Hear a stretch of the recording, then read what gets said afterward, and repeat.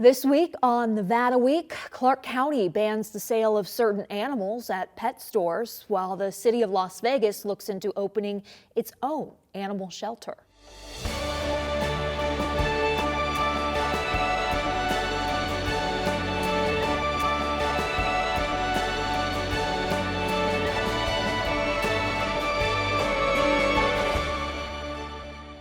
Support for Nevada Week is provided by Senator William H. Hernstedt.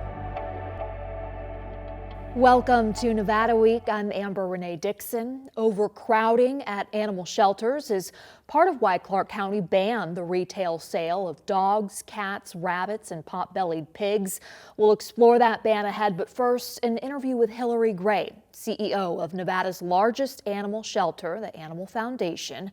In September, several of her employees walked off the job, alleging poor working conditions. And in October, the foundation temporarily suspended the intake of stray or owner-surrendered dogs due to an outbreak of a respiratory illness known as canine pneumovirus.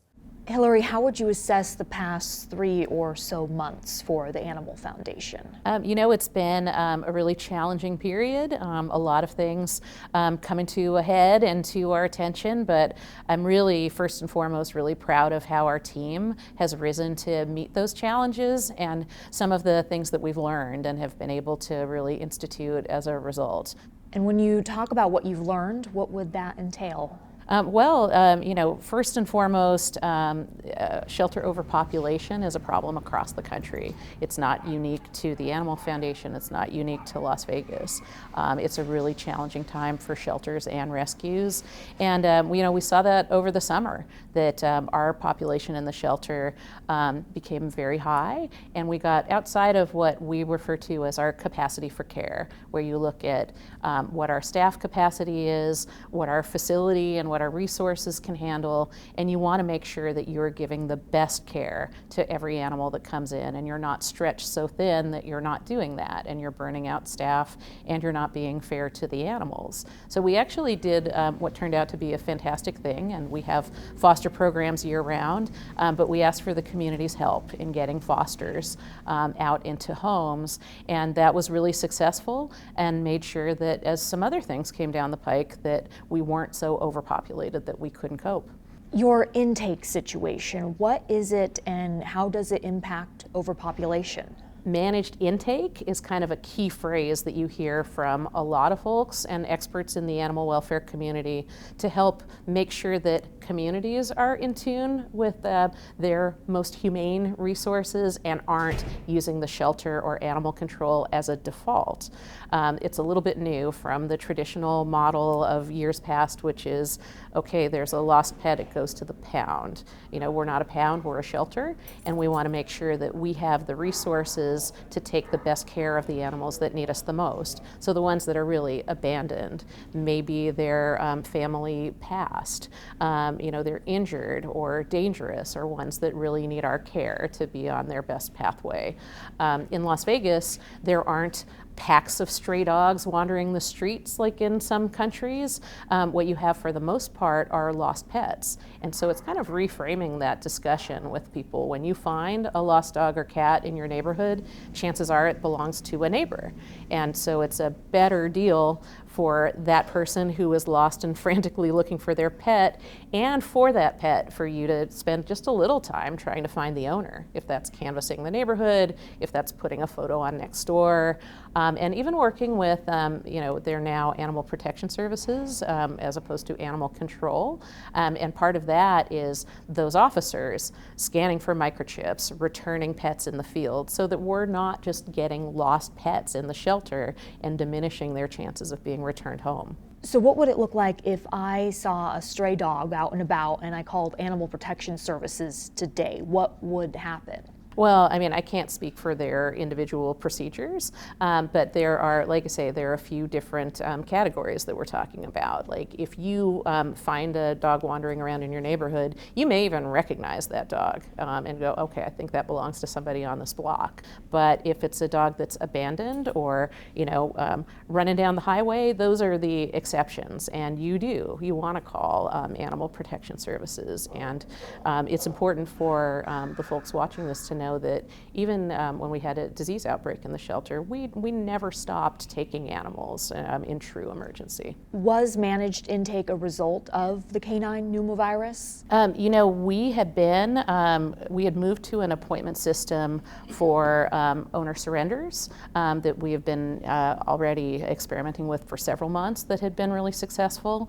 And the great thing on that front is that also, when you make an appointment, I'm having some trouble and I think that I might need to surrender my dog or cat, that gives us a chance to kind of mobilize our troops, get some more information.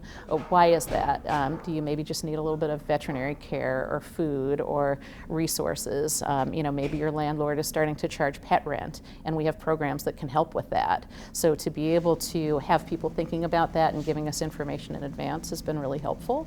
And so now also on the lost pet side, or the found pet side, I guess I should say, we've gone to an appointment-based system, which is, flexible, again, based on what's the capacity of the shelter, what's our capacity for care, and that also does let us take in true emergencies. And to keep in mind, too, that we don't just get animals coming to our lobby from the public, we get them from 3 municipalities, from Animal Protection Services. So what we've asked our partners and the community to do is make sure that they're bringing us the animals in the greatest need, and in any case where we as a community can help get lost pets home, that's what we want you to do. And what did you learn from the pneumovirus? Number one thing is we have a fantastic team on our veterinary services, on our animal welfare and behavior side. They really pulled together, and as a result of kind of an incident command system that they set up, starting with our chief veterinarian, they were able to detect, test, quarantine, and make sure that everybody was kept healthy and that we didn't see, more spread of the disease. All of the dogs in our care were watched, were treated, provided extra enrichment while we were in disease protocols, and we were very happy that we were able to see the pneumovirus cleared in about a month, which was not the case for a lot of other shelters across the country that have also dealt with it. So very, very proud of that. And the way our team mobilized. I also learned that our electronic system that we have for managing our kennels and our space helped with contact tracing, which, if you remember from COVID, contact tracing was a big thing, right? So we could actually track which dogs had been in which places, which had been in playgroup or encountered each other, so that we knew which ones we needed to watch for popping symptoms as things went along. When I brought up the past 3 or so months, within that timeline, in addition to the pneumovirus, was the city of Las Vegas notifying the Animal Foundation that it was in violation of its contract with the city. And that was after Councilwoman Seaman made a surprise visit here and described the conditions as unsanitary. What is your response to that allegation? We did respond to that in kind, and we are inspected, and they are surprise inspections all the time by all 3 municipalities, and our team does a great job of keeping conditions safe and healthy. We felt like that was a calculated time and place, and we've addressed it. Now the city is conducting an audit of the Animal Foundation. Your thoughts on that? We really value our partnerships with all 3 municipalities, and we have contract relationships where financial audits are a part of that. So we're happy to work with them and to discuss anything that they might be interested in. What do you think they will find as a result of that audit? Our finances, we are audited by outside firms. We're listed in Charity Navigator and GuideStar, and our financials are very good. Might it be possible that they find the foundation could use more money You know, it's interesting that you bring that up. The contracts are sort of long-standing and have been renegotiated at intervals, but with the same kind of supply chain and cost issues and staffing issues that not just in animal welfare, but everybody has experienced, you know, over the past few years, we have found that the cost of care that's supposed to be covered in the contract, which are the statutory hold days that the cities or the county are responsible for. So if an animal comes in and is on a 3-day hold, it's those 3 days of care that that's supposed to pay for. That it really hasn't been keeping up with our actual costs. We've been subsidizing for quite a while. And on another topic, the ban on pet stores selling popular animals like dogs and cats that Clark County recently voted to enact. The Animal Foundation supports it. In what ways would it support your efforts? The reality is, we talked about shelter overcrowding. There are plenty of animals that are in need of good homes, and we think that directing people to adopt and letting them know that they can find, even if they're looking for a special breed of dog or cat, they all come through the shelter. We did an analysis preparing for that ordinance hearing to look at how many of the top 10 breeds that you see listed that people seek out and buy have we had in the shelter. And we've had a lot of French Bulldogs, Yorkies, purebred Labradors. Like, you can really find whoever you need. We have a lot of great rescue partners too, where there are breed-specific rescues. If beagles are your jam, you know, there's a really great beagle rescue in town. There's a golden retriever rescue. So there are lots of places where you can find the animal of your choice and do the right thing by giving someone who might not have one right now a loving home. Let's expand now on the ban. In December, the Clark County Commission voted unanimously to prohibit the sale of dogs, cats, rabbits, or pot-bellied pigs by retailers in unincorporated Clark County. These retailers, or pet stores, will have 1 year to continue selling those animals, and after that, stores found in violation will face a minimum fine of $500. Joining us to talk more about the ban is Michael Naft. He is the Clark County Commissioner who introduced the ordinance. Commissioner, thank you for joining us. It's good to be with you. Thank you. What was it that made you go, hey, pet stores should not be selling these animals? Well, I think anyone who has spent some time looking into puppy mills will feel the way that I feel. It really is inhumane, and just you have these innocent victims who need someone to stand up for them. And while we at the local level have little authority on what we can do about puppy mills, we can do something about their pipeline. And the fact is, pet stores are getting their pets, getting their dogs and cats, dogs primarily, from puppy mills. And the treatment that they're going through, that the horrible conditions, is just devastating and heartbreaking. So if there's something that we could do about it, I sure felt compelled to do that. And we'll get to the pet store's response on what you just said in a bit, but Clark County now joins Reno, Mesquite, and North Las Vegas, which all have similar pet store bans in place. The city of Las Vegas does not. It did have a ban it was set to impose back in 2018, but repealed it before it could go into effect. Here is a clip from the city council meeting in which that ban was repealed. Mayor Carolyn Goodman explaining why she was supporting the repeal. It solves nothing. And all this is going to do come January 6th is close down 2 shops. That's all. It's going to solve nothing, because anybody who wants to go buy a puppy from a puppy mill will just go online and go buy it. Or for those that exist in this state, and I was told there are no puppy mills in this state, I don't believe it, and they'll just go find one, and we are doing and showing no leadership here. Commissioner, your response to that argument? Yeah, well, I think time has proven my good friend Mayor Goodman wrong in this matter. And that's because, as you just heard, there were 2 at the time that the city passed this ordinance in 2017. Later that year, the entire state of California went through a pet store prohibition, and that took effect in 2019. And since then, we have seen right here in our community the proliferation of pet stores every single month since that happened. So while it might not have been as devastating of a problem back then, at the time of that clip in 2017, it has only become worse. And I think, had they kept this policy in place, we wouldn't be here today. And at that meeting, Mayor Goodman did say the city of Las Vegas would resolve this issue of puppy mills and become an example as to how to bring about real change. We did invite her on the show. She declined to discuss what has been done in the 5 years since that repeal, and the city of Las Vegas did confirm that no new bills have come forward to try and address the issue of puppy mills. We also asked several pet store owners who are set to be impacted by this ban to come on the show.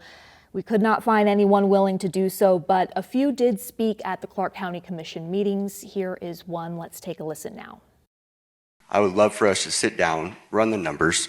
Let's see if these animals that are at Animal Foundation, local rescues, are part of our animals, or are we the problem? We're open, for debate. We're open for working together, but an outright ban is, you're going to affect 20 plus stores for Clark County, over 200 employees. All right, so a few issues were brought up there. First, you believe pet stores are leading to animal overcrowding at shelters. How can you tell this?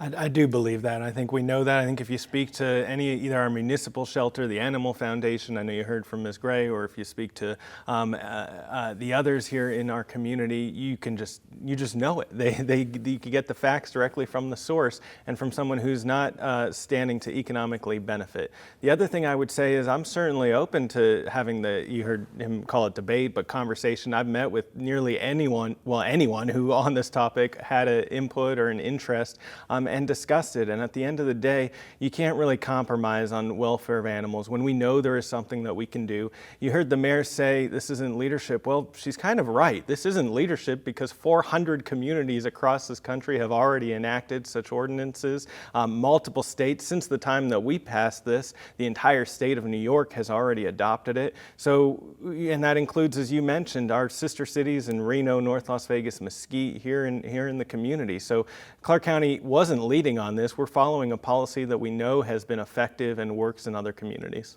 So you mentioned California's ban, and Clark County during this process did reach out to some of the jurisdictions in California where animal control officers also run the animal shelters and asked, since the ordinance went into effect, have you seen less animals being brought in? And the answer was no.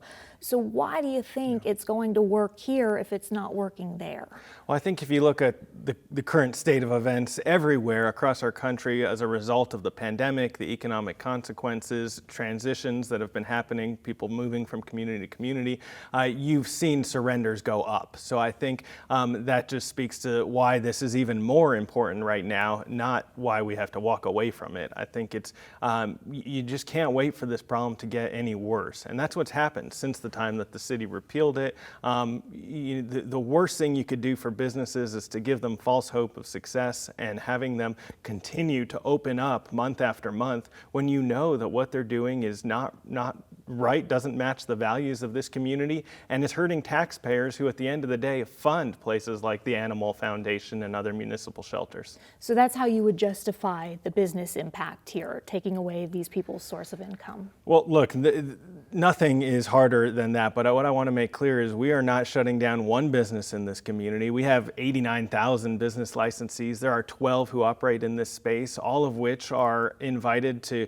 amp up what they're doing with their business, things like grooming, pet grooming, things like retail sale and pet supplies, which are successful elsewhere. You have entire large companies that everybody's heard of who don't deal in this space but serve in the $2 billion industry of pet supplies and grooming and sales. And to take it one step further, because I would never want to see a policy that I enact negatively impact a business, we also moved forward with the Business Impact Grant Program to help these businesses, these 12 licensees, transition their staff, their employees into how they can move from pet sales into other relevant businesses, how we can help them transition their physical space, whether it's through TNI or other improvements to the physical space. They can apply for these grants to help them make the transition, because I want to make sure that not one of these guys go out of business because of a policy that we put in place, working together. Before we run out of time, one more argument against the ban. Take a listen. I believe in the power of choice. Banning pet stores affects my freedom to choose. Slogans such as adopt, don't shop is a manipulation tactic that affects my freedom. While being qualified, like most people, I was denied at a shelter because I work. They said that I won't have enough time for a pet.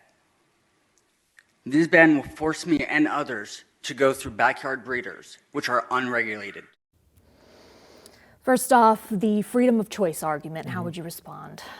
No doubt people should be able to operate in a way that that they want. However, not when it comes at the life of helpless animals. And that's what I believe this is. This is really the pet puppy mill to pet store ordinance, because we have to do something to prevent the puppy mills from getting their animals out. And this is one way to do it. And pet stores would say, we don't get our pets from puppy mills, we get them from breeders regulated by the USDA. Is that regulation sufficient? That's simply untrue, because the code of ethics for the breeders nationally does not allow them to sell to pet stores. So we know that there are no humane breeders that are selling to pet stores.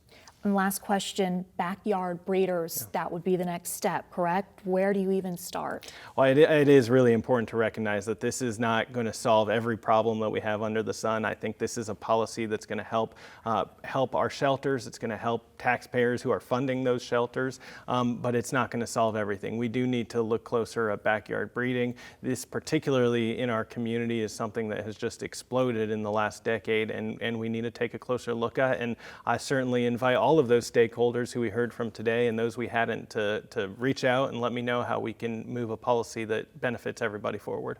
Commissioner Michael Nath, thank you for your time. Thank you. On January 4th, the Las Vegas City Council discussed what it would take to part ways with the Animal Foundation and open an animal shelter of its own. City Manager Jorge Cervantes estimated it would cost $35 million to construct a new facility and $6 million a year to run it. He said in the past 12 years, the city has paid the Animal Foundation about $2.3 million a year for its services, and added that the city would still have to make a $2.5 million bond payment. The council took no action. And right now at the Animal Foundation and at Nevada SPCA, there are dozens of dogs and cats ready to be adopted. Maria Silva joins us now. And Maria, there are several ways that people can make a difference in the lives of these animals. Yeah, Amber, as we both know, pets bring us great joy, but with that joy comes great responsibility. Now, if you are considering adopting a pet, or maybe you can't adopt right now, but still want to help these adorable dogs and cats, fostering might just be the way to go.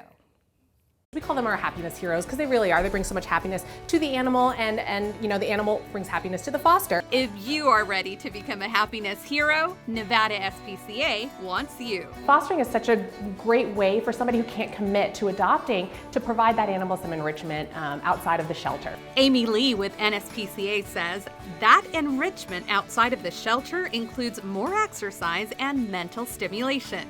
These pets also get the chance to experience a sense of normalcy. You can sign up for a weekend sleepover or an extended staycation. It really does help us get a better gauge on how that animal is in the home and outside of the shelter. We have little report cards that we send them home with so they can kind of fill it out and let us know, hey, this dog, you know, is great with this, likes this, doesn't like that. But it's a really, really wonderful way to get them out of the shelter. NSPCA also makes sure you are well prepared for the task at hand. So a lot of animals that have specific needs, for instance, this one needs some medication, so we'll definitely send you home with medication. We'll send you home with food, and any and everything that animal needs, instructions, the report card, little stuffy toys, and we'll set you up with everything just to make sure that animal is comfortable and that you don't have to go out and purchase anything on your own. So if you're not quite ready to do a staycation, how about a day trip? And that's super easy. You just sign up online, get here, and you get paired with a cutie like this one. Pumpkin, are you ready for our day trip? You want to go walk?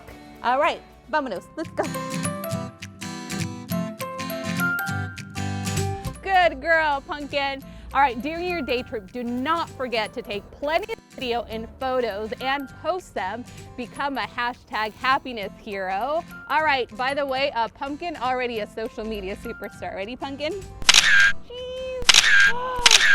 and we share those photos to social media and say, you know, such and such has gone on a great hike up to Mount Charleston and had a great time, just so people can see like, hey, this is what it could be like if I decide to bring this animal home with me and make it a permanent family member. There are requirements in place to make sure these adorable pets searching for their forever homes are paired with the right happiness hero. So you do have to complete a foster application online. It's really simple. You just have to be 18, but we'll get that application in. And if you're looking to do a day trip, we have dogs that are eligible have been here a little bit longer than what we typically would like. So if they've been here a little bit longer than 2 weeks, you can come in and do the day trip.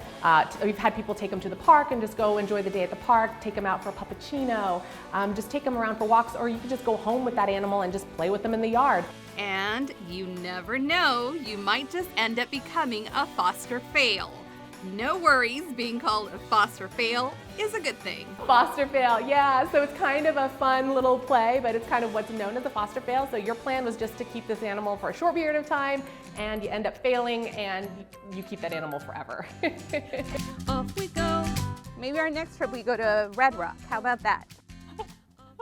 All right, so quick update on Pumpkin. I did not get the chance to take Pumpkin on that field trip to Red Rock because Amber, I am so happy to report that Pumpkin actually went on one of those foster field trips and was adopted. So it was a foster fail. Yes, it was a foster fail. Isn't that amazing? That title of failure in that particular circumstance is the best kind of failure you could be. And I admit I'm a foster fail. I adopted my husky that way, Yuki Yu.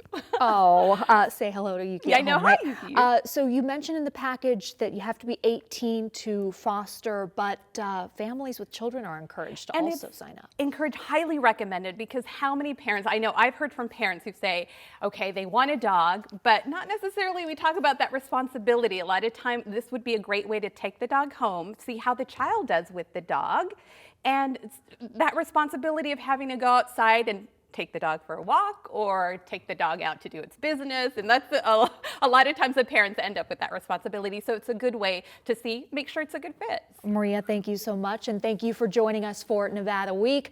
For any of the resources discussed here, including links to the Animal Foundation and Nevada SPCA, go to our website, vegaspbs.org/Nevada Week.